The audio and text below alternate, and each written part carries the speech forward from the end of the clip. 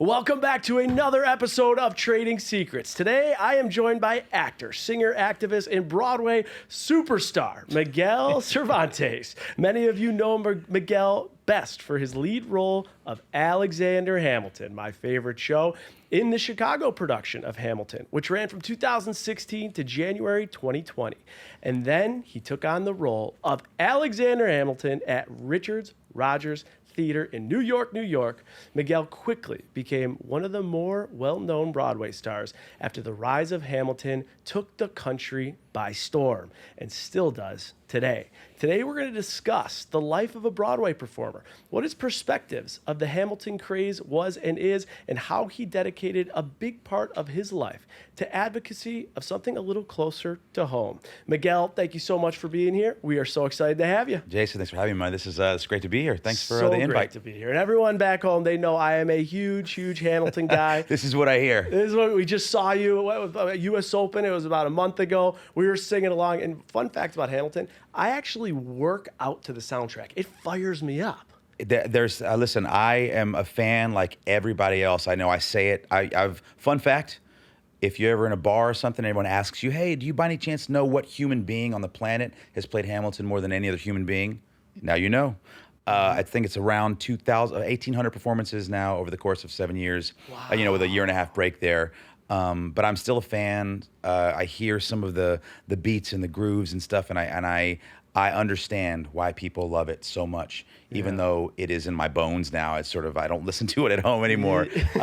It is. I do understand what the desire, what that sort of drive is to be part of it. That's so cool. And I have a million questions for you, but before I got to ask you off the cuff. After 2,000 performances, do you get kind of sick of the same songs? I mean, look, there's no world in which it's not a job. Sure, I go to work sure. like everybody else, and sometimes I'm in a bad mood, and life happens outside of the theater. But what you just said is kind of what drives me to go to those places. I go to the place every single night because I know that there are people that just are obsessed with the show, that it means something to them for whatever reason, whether it's about their own life or their own sort of ideas of social, political, all of these things that the Hamilton embodies and the messages that it tries to sort of put out into the world. And I know it's important to people. I know that it is. So I never want anyone to be like, oh, he looked like he was a little sort of phoning it in today, or he looked a little bit, it's still a great show, but I never wanted to feel that way for myself or for anyone in the audience. So, the dun da da da dun dun dun starts out, and I go right on, and it's easier for me because I'm on stage for all but about 12 of the minutes of the whole show. Hustling. So there's not a whole lot of time for me to be like, I can't believe I had to do this. But there are days like anybody else. But I take it as a, I take the privilege, and it's a privilege for me to be up there. There's lots of people that are talented in the world, and I happen to be the guy that gets to do it right now. And so I'm honored and humbled by that, and I want to sort of, give it the justice that people want. So I take it. I know it's kind of a cheesy actory answer, but it's true. That's how I feel, it's real. and I want people to come out of there getting the Hamilton experience that they want. Absolutely. It's an unbelievable profession. The story has such impact. But I want to talk about maybe some of the lulls before the highs and a tough moment for Broadway. And I can imagine you, but let's go to timeline, right? What I saw was March 3rd, 2020. You take on the role as Alexander Hamilton in New York, New York. It's like the Super Bowl. That's the dream job. You get it. It was, 9 days later? All of Broadway shuts down. September 14th, 2021, Broadway reopens. That's 551 days. 8 days after you were given the lead of Hamilton, Broadway is shut down. How challenging was that for you and even your family? It feels such like a blur now. I remember that day sitting in the hair chair, getting my microphone put in my hair, and I said, something feels funny. Something feels weird. I'm watching the news, and in the intermission that day, there was a NBA game or something that got canceled. The Utah Jazz were playing. Yeah, it was right in the middle of the game. And they shut it down. They pulled it. Yeah, and I was like, what just happened? Yeah. And we had to go to the second act, and then right after Quiet Uptown, Aaron Burr, Daniel, who was playing Aaron Burr at the time, walked out, and I came off, and we're crying, and we're Quiet Uptown, coming off stage, and everyone's looking at this phone. And they said, look, Tom Hanks just got it. And he was off shooting that movie or whatever he was doing in Australia. And I thought, wait, Tom Hanks, we're done. We're all done. We're all done. We're going down. And sure enough, that was the Wednesday night, and Thursday they shut it down. And then there was this just weird feeling of how long is this going to be? How long are we going to be here? How long are we going to sort of sit in this place? And then it sort of really started sinking in for all of us in the show that this was going to be a long, drawn out thing. And then then you pivot from, oh, what are we going to do, to how do we sustain ourselves? How do I sit in here with my family, and what are we going to do? And then the heaviness of it really sinks in about people are dying, and this is not just about our money and my job and our life. And thank goodness, like my family, we were set up really well, and we didn't have much to worry about as far as that goes. But the weight, and there's people in my show who were going to be struggling, who had just gotten the job, they just moved into the show in that year. Yeah. Just a few weeks before I got there, and now they don't have any money. And Hamilton they took care of us. They took such good care of us. That's amazing. And so much props to the producers and Lynn and everybody for really looking out for everyone as best they could. But it was still difficult for lots and lots of people. And that's hard to understand. It's hard to really grasp. And then to look at, clearly we're going to open in the spring, right? Of course. Clearly. Yeah. Okay. Yeah. Oh yeah. Month nope. or two. Summer comes. Clearly we're going to open in the summer. Oh, maybe it'll be in the fall. Okay. Here comes 2021. It's going to be, and then it just kept pushing and pushing and pushing until September. And then it's sort of like the Zoom world happened. The Zoom concerts, and I sat in my office with my guitar, and I'm saying, I am not throwing away my shot, like with my dog over there in the corner, and all these people on Zoom. And we sort of got used to this weird, not personal. I'm looking into people's houses on the screen, but I'm over here in my office, and and that became a whole nother world of performing and connection. Yeah. That's as an actor and as someone on stage, just every day, just connecting and feeling the energy of another person and the audience. It's part of my job. It's part of why I love what I do. Yeah. And to not have that was just it just crushed my heart every time. And so, those were all of the things that I think a lot of performers were feeling, that we just couldn't share that space with people anymore. And then my own family, every family, every person had their own story and what it was to be in the house and dealing with all of those emotions that go with that, and we had ours as well. So when you could feel, they made the announcement, you could feel it coming back. I mean, I couldn't even imagine what it was going to be like. And man, let me tell you what, when we got back, the applause, it was just like this electric energy that I will never, ever forget. Bone-chilling comeback. It is, and it's so cool that is what happened, and we went back in full force, and that you felt that. I'm glad that Hamilton took care of all you guys in general. That's so good to hear. In general, for people that are just seeing Broadway as an industry from a distance, would you say that is the same for the whole industry, or did a lot of people just go without income for a while? I think producers, the commercial nature of Broadway is just that. It's a commercial venture. Artists and art and the beautiful theater part of it be damned, it's still a business. They still need to make the numbers and all of these things. So Hamilton clearly does very, very well as a business. Other shows maybe weren't quite making the numbers they wanted, or all of these other things. Any other reason why any business could be sort of flush or not. And so any show that doesn't have lots of money in the coffers is going to just say, we're super sorry. There are avenues like the Actors Fund and stuff like that, where where actors could go and say, hey, can we get help with this, that, or the other thing? Healthcare, health insurance. Like we work on the more you work, the more you get covered, like a union. Got it. So X number of weeks equals X number of months of healthcare. Got it. Okay. Hamilton said, we're going to give you that. We're going to pay that for you. Awesome. Other companies say, we're sorry. That's not how, we can't afford that. And that's just the nature of any business, right? And so I watched actors struggle, and I watched other peers of ours in the industry, not know what was going to happen, and sort of whether their show was going to reopen. Some shows just closed up. Just closed up shop before we got back. The overhead of it. And because it was, I'm not sure what the business of the rent and the electric bill and all of these things that are part of the cost of doing business of a Broadway show, but it's not cheap. It's not cheap. And so I think that I watched a lot of people Suffer through that be, period. they suffered, they were insecure, and then they came back to nothing. It's you know, and it's one of these industries I don't think we think about enough, especially during that time, because there's only 200 seats. There's only 300. There's only so many people that can be fit in there, and it's not like a baseball game where you could socially distance. Like, I know how hard that time. And not only that, but was we're going to be the first ones to shut down, and the last ones to come open. back. Yeah, I mean, detrimental to the industry. Stay tuned to the recap, guys. I'm going to talk a little bit more about what Miguel already alluded to, some of the ROIs on shows, some that have done really well and some that haven't done so well. We're going to get into that. But for now, I got to ask you this. So many people listen to this podcast, and they are so lost professionally. They don't know where to go. They don't know where to turn. Then I'm looking all about you, Miguel, and I see that you go to a high school, Booker T. Washington High School for Performing and Visual Arts. And I'm like, could you imagine at 14 knowing like exactly the direction you want to go? Was that the case when you went to a specialized school for this? Absolutely not. Okay. Absolutely Didn't not. expect that. I consider myself I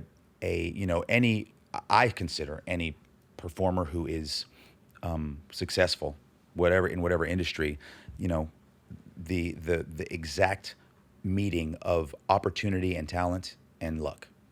Okay. So I happened to have talent, and I didn't know where I didn't know where I was going to end up. I wasn't a kid jumping up on the table, singing the songs like, I'm going to be on Broadway. That wasn't me. That wasn't who I was. I was going to be a teacher, my mom was a teacher. So I'm just going to be a teacher. I was the kid who, like, hey, anybody wants to sing something, I raised my hand. I would jump in, and who wants to read the thing in front of the class? That's what I did.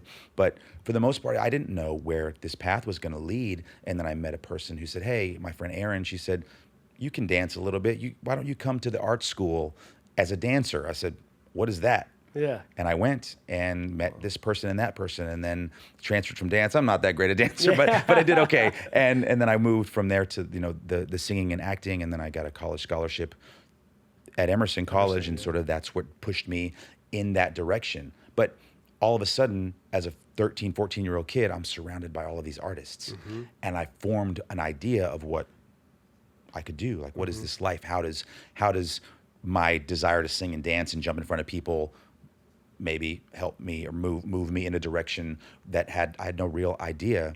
And then so you put in a little bit of work, put in a little thought, and then end up at college with a musical theater degree at Emerson, saying, okay, this seems like a path worth forming and worth exploring.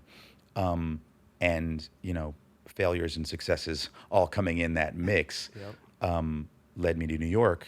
And I came into New York and was a total failure.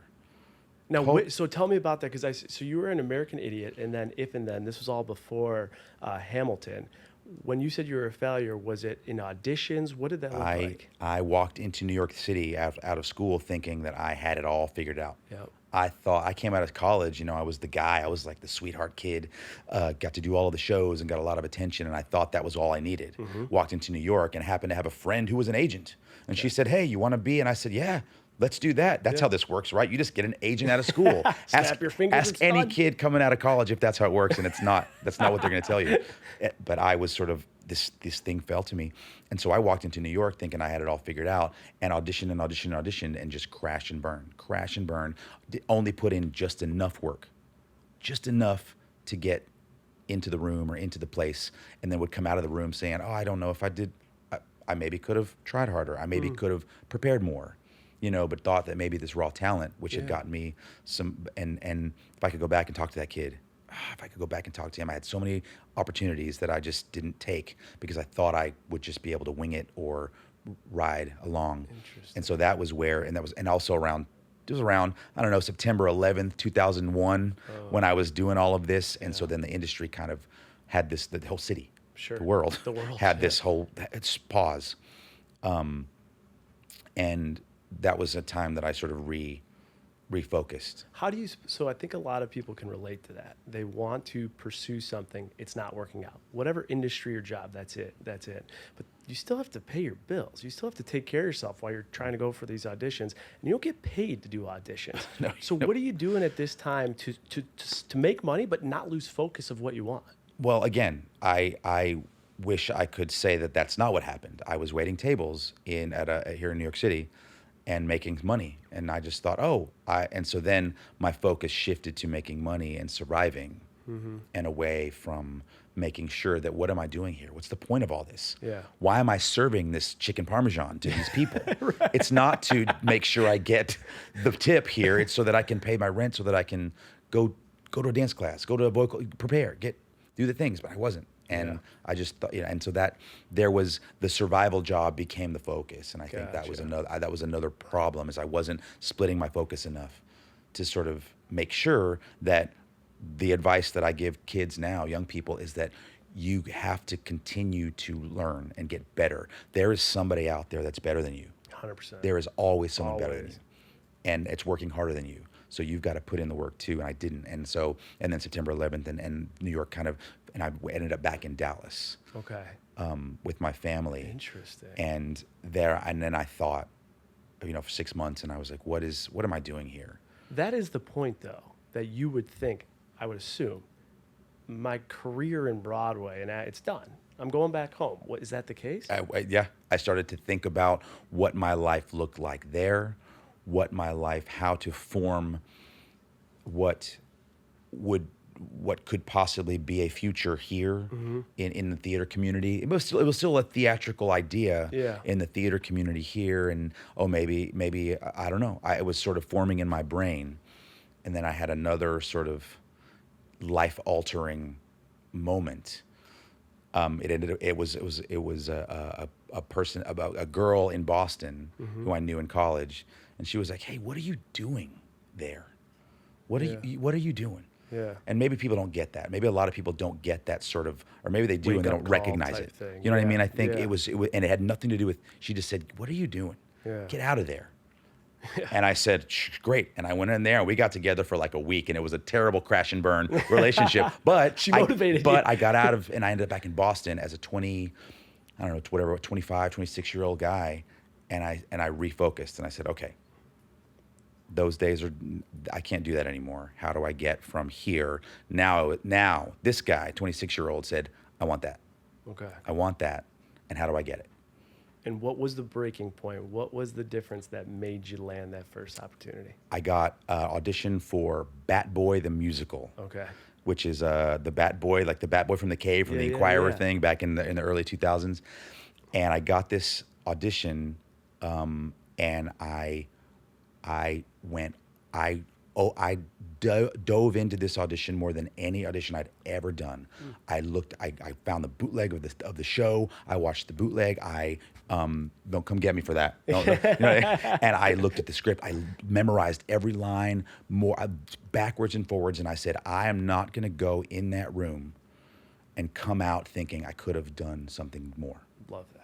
And that's how I wanted to approach any other audition from now to, and I got the part, and I met the guy, and I met the writer, and he met the guy, and this guy had said, hey, you should come help me with this show. And then I did Spelling Bee on the national tour, and I met James Lapine and Bill Finn, and just these sort of balls started falling into the right place. I did the first national tour of Spelling Bee, and ended up doing my Broadway debut in that show in 2000, whatever year that was, 2009.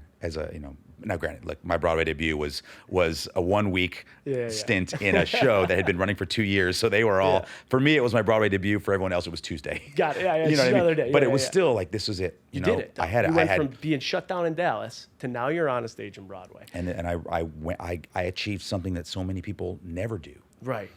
And it took me, and some people do it when they're 21 right out of school. It took me 7 or 8 years before I finally saw what needed to be done.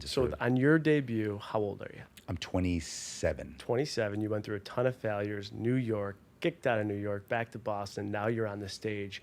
In a role like that, I think Broadway performers, in my opinion, have one of the toughest professions in the arts. You have to dance, you have to sing, you have to be live. There is no rerun it, cut, and you have to entertain and engage that entire community. And not only that, but to get there, you have about 45 seconds in front of a table of people. You walk into a room and you say, hi, everybody, my name is Miguel. I hope you like this small sample of what I can do. Wow. And that's it. And that's it. That's it. All right, we're going to get back to making first impressions and how you do that. Before we do, your first debut, what is someone on Broadway, it's not in like a lead role, that's just at like performing cast, what do you make? Like what's the earning potential? So the minimum, any Broadway minimum when I started was around $1,700 a week. Okay. And so that the salary works on a weekly basis. Got it. So and then anything can be negotiated above that for any number of things. Okay. Up all the way up to Hugh Jackman, who probably makes $100,000 a week. Got it. You know what I Okay. mean? And so that's sort of that. So maybe, it's not this or like, even more. set I don't know. ladder. Hugh, I don't know if you're out there. I don't know what you make. Hugh, you probably make more. But it's not this like set level. You're in this role. This is how much you're paid by the union. And is it a week to week basis, or is it like these NFL, NHL like contracts or whatever where they sign you for like 3 years? There are different sort of standards for like ensemble. Okay. Folks, Yeah. normally they call it colored contract. I can't remember what it's called. There's a pink contract and a white contract. Yeah. One is for the ensemble who are sort of at will. They can stay for as long as they want. There's no term limit. Okay, As got far it. as how the producers can say there's always exit strategies but they are not on any sort of 1 or 2, 3 year term. Got it. Principals will be on a 1 year. Okay. Year by year. So Okay. for the most part, you sign a year, gets close to the end of the year, they'll say, would you like to stay? We'd like you to stay. The managers get involved, the agents get involved and start negotiating for whatever Got it. things you can get, and then you re-sign, and then you're in for another year. So I just recently re-signed until next September. So I'll be Hamilton at least till next September. Yeah. Okay. Yeah. Amazing. And then but a question for you. You started like 27, 28. That's when you land the first gig. Since then, have you had any kind of like setbacks where you were in that position where you're like searching for that next thing, or has it been all? Have you ever met a Broadway actor? Yeah. I got Yes. I got the first job, and if you've met a Broadway actor, then you'll know that the answer is absolutely. When I listen, set it up. there are some people who I think, and I've known some who have gone from and I'm like, how do they know everyone because they're in this ensemble and they go to that show and then and I just watch these small group of people that would just go into the next show or into the rehearsals. For me, I got spelling bee and it was an amazing time. That show came to an end and then I had to find something to do. And so I hustled and I got up at 7 a.m. and worked events where I put up the tents and the cable, the cable for all of these the Victoria's Secret annual show. I'd lay all the electrical cable for that, but the auditions would come and I'm like, nope, I can't come today. I got to do this, and I was actually doing that job, making whatever I'm making, just trying to make, and then that's when American Idiot came along. Yeah. And that Interesting. I got this job. It was called the Untitled Punk Rock Musical, and I gave every bit of myself that I could, knowing that I couldn't focus on the other thing that was making a lot of money. Yeah. But I couldn't focus on that, and I have to get, and I got it, and that was this. Billy Joe Armstrong was there, the Green Day was there, and that was the Broadway opening. Like I said, the first one, it was a week, and no one was as excited as me. Yeah. But this one, we did the opening night, we did the Grammys, it was this, and that was it. Unbelievable. It was unbelievable. It lasted for 1 whole year. They closed, and then Back to unemployment. back to the thing. Back to the grind. You go out there and see, okay, what's coming up next? And then there was more cable laying and more events, more chicken parm serving. exactly, more chicken parms to be sold, and that is the story of most. People always think about my business. Yeah. Oh, you got it. You made it. Yeah. And I thought that too when I'm a kid. I'm like, wait, you're on Broadway? Yeah. Wow. Unbelievable. You must be. And I even had a roommate who was in Wicked when I was still in the hustle. Yeah. And she would go to Wicked every night. I'm like, wow, you really made it. Yeah. But I didn't realize she's living in a 3-bedroom apartment with 3 strangers. Rent, you know what I mean? And I didn't really make the connection that it's still just a job and we all live in New York City, and it's an expensive city. And so I think that's the hope, or what people need to know is that it is the best job in the world. Yeah. It is one of the most amazing jobs to do, but it still has to be, you have to be, it's not automatic. Yeah. You know, it's not automatic. By no means is it automatic. And I finished American Idiot, and I was unemployed, hoping someone would see me and like me, and then I got, like you said, If Then came along because I did another show with Michael Greif, who was the director, and we did that workshop for 3 years. 3 years of workshops in studios and you know, in front of this producer, that producer, and it finally got picked up by the public. And that we did that show, and it was an amazing off-Broadway production. It didn't go to Broadway, so then it was done. It's back to the chalkboard. Back to the. Are you ever scratching your head at any point and saying, I have the talent and skill set that a lot of these people on television and these big TV sets and these big movies and film productions and these big commercials, I can go do that? Do you ever think like maybe that route would be easier? I try. In fact, I put an audition on tape yesterday for Blacklist. You know what I mean? Way. Absolutely. That's so cool. I'm in, but it's, you know, people say this all the time. Well, why don't you go do that? Yeah. And I'm like, well, that's a great idea. let me give old Mr. TV a call. Hey, Mr. TV Land, you know, I am in the work. I'm in the people see me, and it's something that I would love to do. And it's not a either or thing. Gotcha. And I want people to know that also. It's also part of the grind. I am Alexander Hamilton on Broadway. Yep. And it's one of the top jobs. It's the coolest job. Coolest job ever. But that does not mean that CBS and Fox and HBO are saying, hey, Mr. Al Hamilton, Mr. Miguel, we've got all these projects for you. Yeah. No, I'm still just another actor trying to get another role and hopefully there will be one that fits this by some new writer or some whatever that I would work. I feel what it does offer me is the confidence to walk in there and say, this is what I got. This is who I am. I am confident because I am, you know, get to do this every night. And that helps me, you know, to get further on, but still, you know, it is something I would love to. I've not done a ton of it, you know. I'm EMT number 2 in a couple of movies, and beat cop number 1. You'll catch me as you know what I mean. But that's the actor's life also. It still is the grind and the hustle. And so, is it fair to say that the lead, Alexander Hamilton, of the biggest show on the planet right now, you know you'll have that job till September, even as established you are in your career, you're still thinking in October, not sure what could happen? Maybe. I think now there's a different mentality that I have now. Okay. I'm 45 years old. I have children. I have a wife. My idea of what is next starts to get a little bit less. Pop it, right? 1, 2, 3. Edit hey, we got it. My idea of what is next starts to get a little bit less about what's the next job, what's the next opportunity, and now how do I sort of prepare myself for the rest of my life? You know, Broadway's hard, dude. Oh my Broadway, I don't put in perspective for people that don't know. I don't see my children go to bed. I don't spend Saturdays with them. You know, I can squeeze in a baseball game here and there. I am actually Coach Miguel right now. Coach Miguel? Coach Miguel is on duty for Saturday mornings and stuff. But, you know, there are things that I miss. You don't go to weddings. You don't go to, you know, like Tom Brady was just talking about this, you know, about my life is this during these times. And you put you everything else, you know, Christmas. I'm like, well, Christmas, what is that? I get one day for Christmas, one day for Thanksgiving. It's that's the job that I've chosen. And while yes, do I enjoy? Like, I don't know, you go to your job, write an email, send a report, and maybe everybody stands up and claps for you. I don't know, but they do. At my job, they do. They do, so you know, at the end of my job, they stand up, and so there's something magical about that. But at the end of the day, I still want to be with my family. So you balance these two things out and say, I mean, I've been on Broadway 4 different times, 4 different shows, Alexander Hamilton for now all of these performances, you know.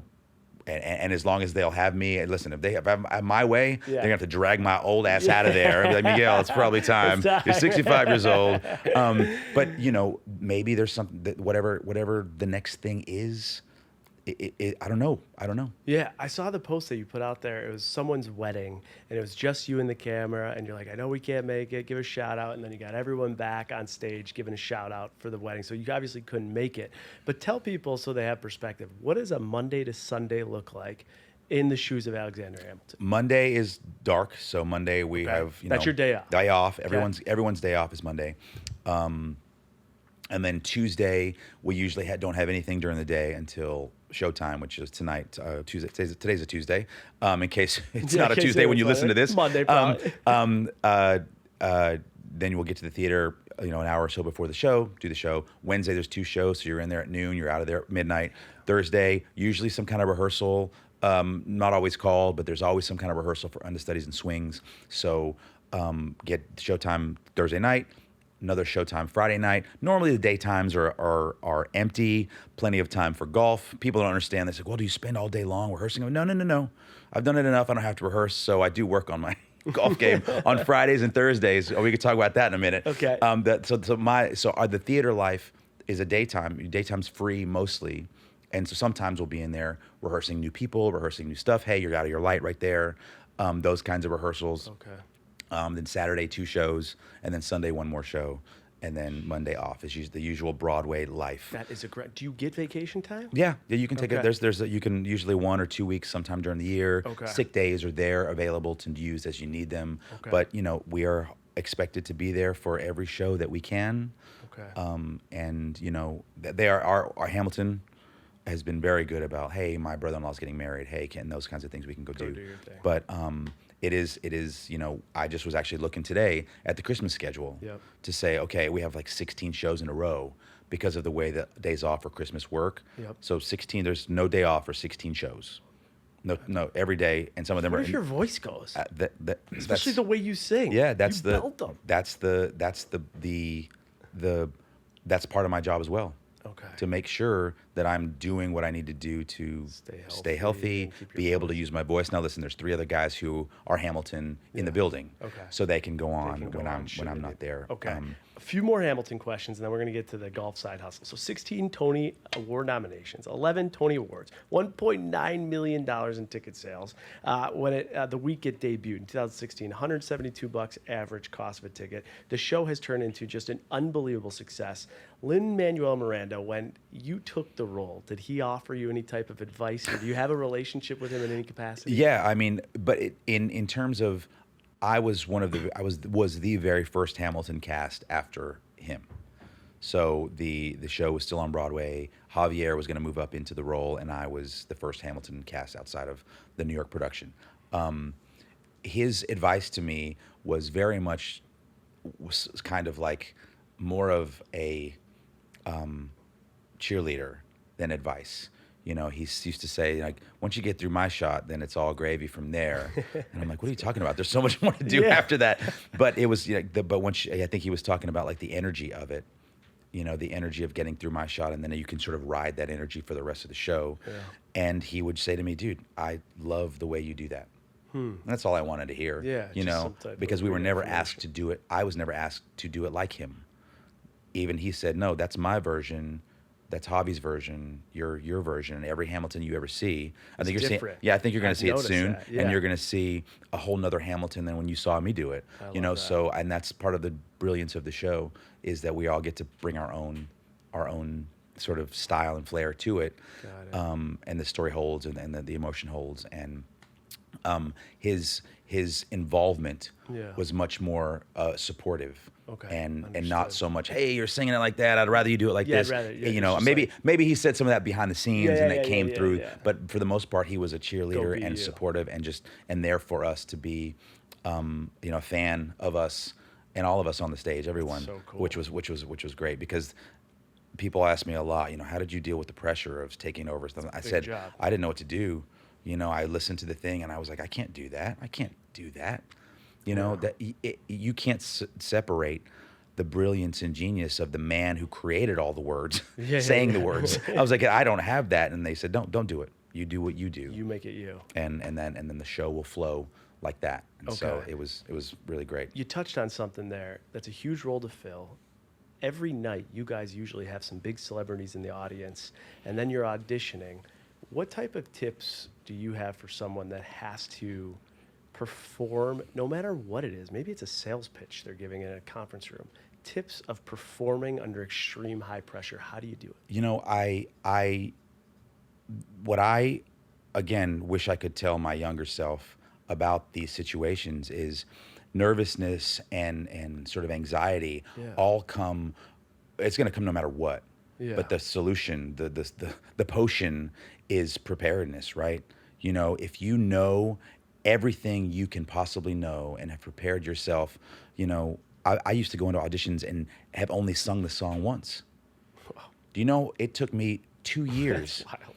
2 years doing Hamilton to where I feel I know, even if I mess up a word or I go blah, blah, blah, blah, I can find my way because it's in my bones now. Okay. Good. You know, 2 years before I could feel like that. And I expected to go and so preparation is the only, you know, antidote Yeah. to anxiety and fear. And good. you have to know everything and be prepared more than you think you need to be so that you can be the best version of yourself. Because that's all you get. You get that one shot. 45 seconds. 45 seconds to give them the best version, and you're going to be nervous. Yeah. You're going to be. There's no world in which I'm not nervous anymore, but guess what? It's been 7 years and I have sort of figured out what the best version of my Hamilton is now. But you know, I sang the national anthem at Yankee Stadium today. Guess what? I was terrified, terribly nervous. I don't sing the national anthem every day. You know what I mean? And I was like, oh my God, what's going to happen? What if I forget the words? Oh, it was terrifying. Sure. But I sang it 10 times the day before to make sure that I knew how my body, what it would feel like in my bones. I love, and the other thing too is what you said about the audition when you nailed it. The big takeaway, I'll take away, and you guys should back home, is when you walk out that door, when you finish that job, you can walk out knowing that you did everything possible to prepare.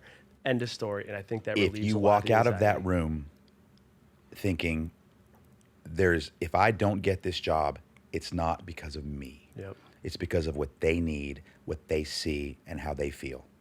You know what I mean? It's not because I didn't give the best version because I walked out of the Hamilton audition. And let me tell you what, I'd never prepared for an audition like that. I mean, maybe Bat Boy when I was younger, but I did and everything I could possibly have done. And I walked out of that room thinking, they're going to give me that role if I'm the right guy. Yep. It's amazing. You know what I mean? I love it. Last Hamilton question. Curious from a compensation standpoint. If you have a show that's performing the way this show is performing, the average cost of ticket sales are up. There's huge lines. You're selling out everything. You win a Tony. Is there bonus compensation built into the contract? Not for the likes of me and the folks that are in the show now. Okay. At the beginning, there's a thing called a workshop agreement where if you're in the workshop of a show that it's in its infancy, they're still working on it. You know, Hamilton, he wrote it for 7 years.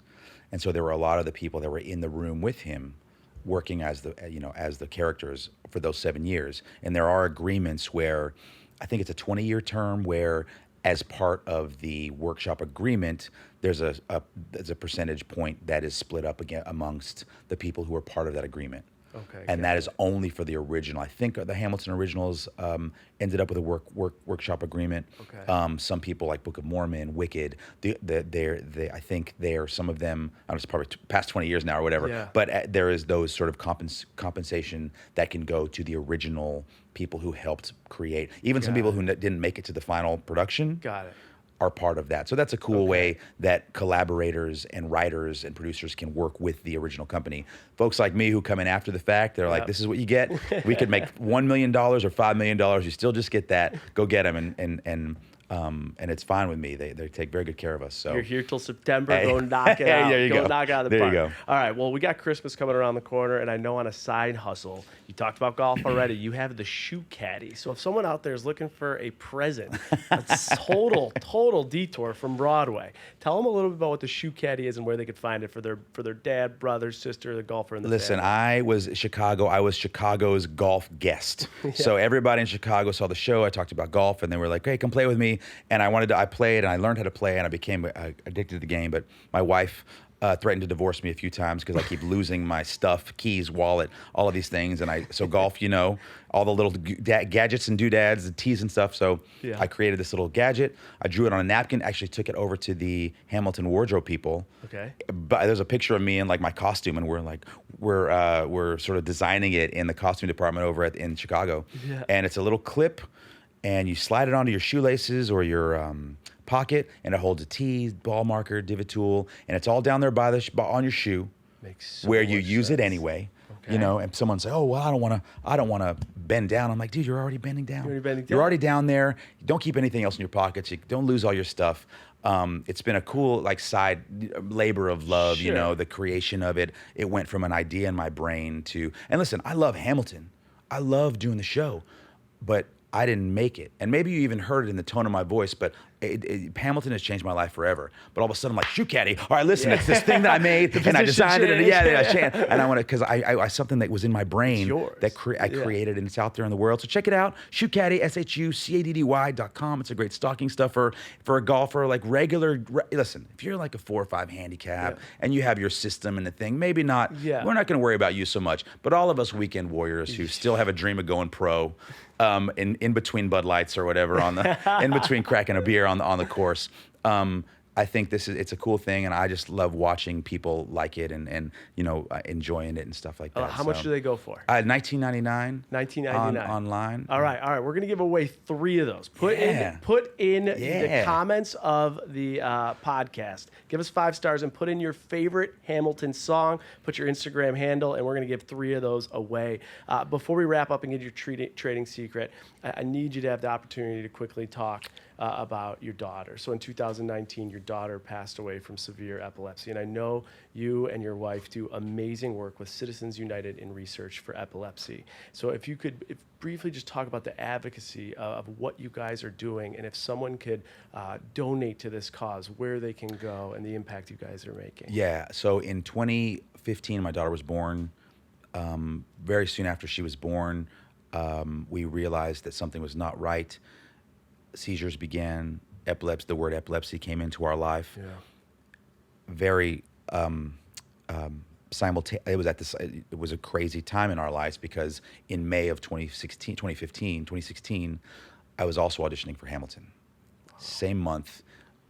In fact, my big audition for Hamilton was the day she was getting all of these battery of tests, and I left her at the hospital with my wife to go in front of Lynn and all of these people. And it was this crazy time in my life. In fact, I came out of the room and there's a friend of mine who was just there for something else, and I looked at him and I gave him a hug and I started crying. And some guy said, "Hey man, I'm sure you did great." I said, I don't know. Thanks, buddy, but I don't love Hamilton that much. It. And that began our journey. Hamilton and Adelaide and epilepsy we grew together in Chicago in our knowledge of her condition, in our pain, in our suffering, and we found CURE in Chicago that deals with finding better treatments, better cures. I mean, listen, epilepsy it's a beast. Seizure disorders are so much more common than you can ever imagine. 1 in 26 people suffer from some sort of seizure disorder, and that's a ton. And they need more funding, more help for finding better treatments, because the treatments suck and the medicines are bad. So that's what they do. And you know, her condition, we could never get it under control. We could never figure out what was wrong. We never found a solution for her, and it just got worse and worse and worse. And she passed away in October of 2019. Hamilton closed in January of 2020. So the bookends of Hamilton for my life are very significant. And my wife and I dedicated the Hamilton platform, dedicated our lives to be able to use the Hamilton brand and and they supported me every step of the way to be able to stand up on the back of my role and shout about this condition and what they do. CURE is the name of the organization, Citizens United for Research in Epilepsy. CureEpilepsy.org is their website. We've done a campaign called My Shot at Epilepsy for the last few years. We do galas for them. I perform. I wrote a song for my daughter also. All in the hopes. You know, Hamilton's a lot about legacy, right? It's a lot about leaving the world different. And my wife and I, Kelly, also Cervantes.com is her website. She wrote a blog. If you're ever interested, if you ever suffered a loss or something, she wrote a blog about Adelaide's last couple years and the difficulty in caring for a special needs or disabled family member. It's a terrible group to be part of, but we have embraced it and embraced that community. We hope that as time goes by and as the work we continue to do makes a difference, that we can leave a legacy in her name, in Adelaide's name, to maybe one day some young family with a young child won't have to go through what we did. So check it out. Check out her story. My wife is a superhero. Special disabled families and the caregivers are superheroes. And, you know, I was the one in our family who got to go out and do this amazing job. And I wish my wife could have gotten the applause because she deserved it. And we do all of this for Adelaide and for my daughter. That's so great that you guys do that. Guys, in the show notes, we will put the website to CURE, to your wife's blog and website. You can go find it there. Check out CURE. I think it's amazing. And as you're telling me this, I'm just going back to the line from Hamilton. When you talk about legacy, it's you're right, you're planting seeds you'll never see. Yeah. That's what you guys are planting, seeds that you'll never see and making impact on families that you might not and never know, but you know it's being done. I mean, listen, we're given this platform, and I feel like if I can't do something to help change the world, then it's not worth it. Yep. And so that's what we're doing. And there's so many ties to that story in the show that you're performing in, and the legacy that the Hamiltons, both Alexander and his wife, left. We're going to wrap with your trading secret. Thank you so much for sharing that and telling us your whole story. I mean, your career journey, there's so many takeaways for people at home that they could apply to their life, even though Broadway isn't their answer. But a trading secret, it's from Miguel. You can't get it in a textbook. You can't get it in a classroom. You can only get it from you on either life navigation, money management, or career advancement. What can you leave us with? What I have to say is this. Opportunity is on its own schedule. Just because you're ready doesn't mean that the opportunity is there. I think all you can do, the only thing you're in charge of is the product that you have to offer.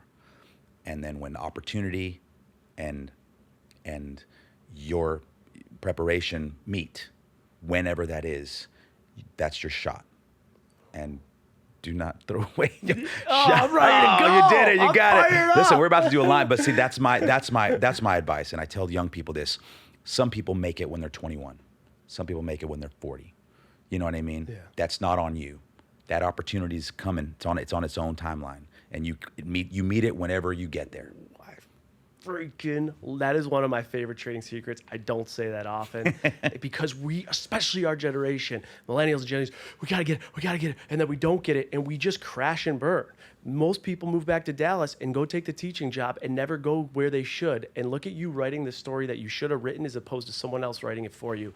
It is awesome. Miguel, thank you so much for your time. And this has been an unbelievable episode. Where can people find you and maybe reach out to you, follow you on Instagram? Where are your websites? I am mig.cervantes. Mig.cervantes is my Instagram. Okay. I'm working on TikTok. I'm trying to get a little more TikTok-y. Ooh, I got a thing. We might have to do a quick I want to do a TikTok. little TikTok. We can do a little TikTok. We'll do a 20-second TikTok. Absolutely. We'll get that going Absolutely. viral. I'm trying to just had one go viral. Okay. Let's make a viral one. I'm ready. All right, good stuff. Miguel, thank you so much for coming on. Go follow Miguel. Guys, go check out the show notes. We will have everything in there. Shu Caddy, everything for CURE. The stuff's incredible. This was another episode of Trading Secrets, one hopefully you couldn't afford to miss. Sweet.